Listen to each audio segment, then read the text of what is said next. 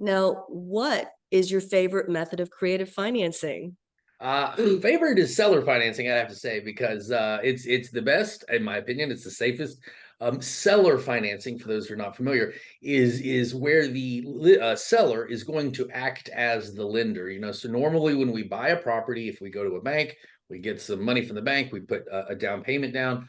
At closing, our down payment plus the bank's money all goes over to the seller. The seller gets their money, they go away.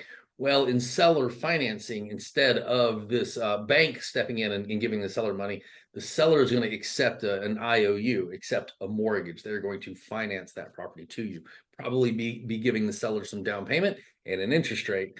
And so that's the basics of seller financing, but it's just going to be like a real closed property, transfers to you, title's in your name, and the seller now has a loan on the property. They can foreclose if you don't pay.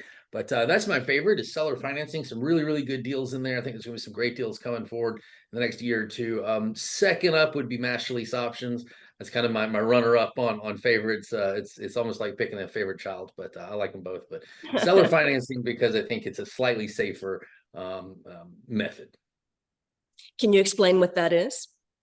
Uh, Oh, not seller financing, master lease options. Yeah, match lease options. Okay, right. So long conversation there. But in short order, consider a master lease option to be something like a really long purchase and sale agreement, right? And that's the way I kind of describe it. So a master lease option is two documents, a master lease and an option to purchase.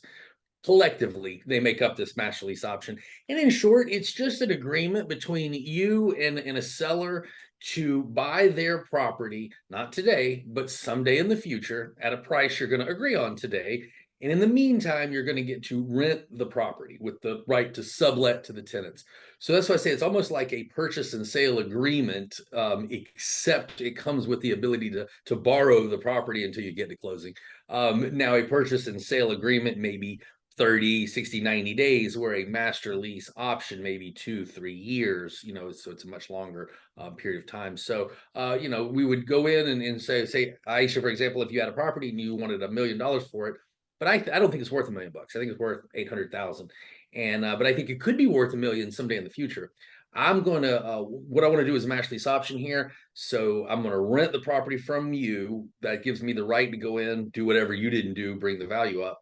But why would I do all this work if I'm not going to be rewarded for it? So you and I go ahead and agree on a price today, $1 million. Now I have a certain amount of time, let's just say 2 years, in which I am the only person, I hold the option to purchase the property. I'm the only person that can buy the property. So it's an option to purchase with the master lease being the part where we get to borrow the property. We become the management, we run it, we cash flow, we operate, do all the renovations, all those things. So that's a sort of a 10,000 foot view of a master lease option. Again, just imagine a really long purchase and sale agreement, a 2 year purchase and sale agreement with a rental contract attached to it. And you pretty much have a master lease option. So why would an owner want to do that option as opposed to selling it to someone that a broker brought to them that's a candidate to buy? Right, great question. They wouldn't. The short answer, if that to answer your question very specifically, they probably would not, because you didn't say why would a seller do a master lease option? You said why would a seller do a master lease option when they have a really good other option to exit the deal? They wouldn't. You're going to do a master lease option when the broker has not brought that really good buyer with the really good offer and the really good right.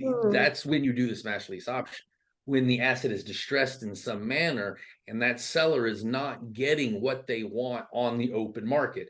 Now, why would you do seller financing or a master lease option? Okay, debt. So if the seller has a loan in place, you really can't do proper seller financing. We can do things like wraps and other things of the nature, but that's what a master lease option is. So if the owner owns the property free and clear, seller financing.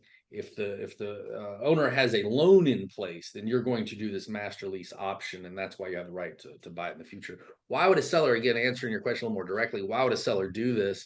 Yeah, because they don't have a lot of better options. They have maybe listed it, maybe it didn't sell. Why are they not selling? Probably the price is too high, and you're looking at the deal going, well, the property would be worth that if I could do this, this, and this, or the property would be worth that in 2 years or 3 years. It's just not worth it today. That's what a master lease option is for, is to sort of buy you time into the future to bring the value up to what it could be, to realize the value. Hope that Understood. makes. Understood. Now, can you use a master lease option with a 200 unit building, or does it have to be a Absolutely. smaller unit? No, you can. The largest I ever did was 108 units. So I have done a three. It was about 3 years. I did a 3-year master lease option on 108 unit. I actually did not. Long story, but I did not close that deal. And that's another good thing about master lease options. It's sort of a trial run. Now there is a little risk here in the sense that you will need to put up some option money that is equivalent to earnest money. That is equivalent to a deposit on a purchase and sale.